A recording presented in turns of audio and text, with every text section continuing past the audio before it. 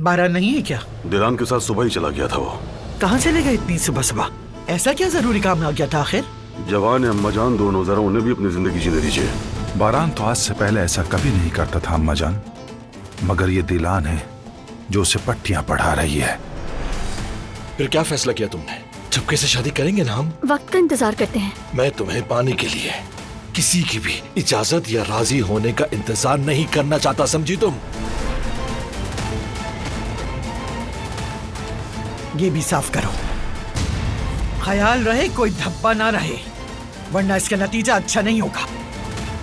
आजाद साहबा जब तक जिंदा है वो तुम्हें कभी भी अपनी बहू तस्लीम नहीं करेंगी। कंपनी के लिहाज से बज़ाहिर तो कोई भी मसला नहीं दिखाई दिया। तो फिर आप जवाहिर से बात कर लें बाबा। अस्सलाम वालेकुम।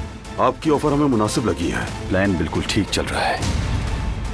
कुल, मुझे तुमसे बात करनी है। अब सब खत्म हो गया, खत्म। छोड़ो मुझे, छोड़ो। ये क्या कर रहे हो तुम? रुको फराद, ये मेरी मंगेतर है। रुको फराद, बस करो। मैं फराद से शादी कर रही हूँ।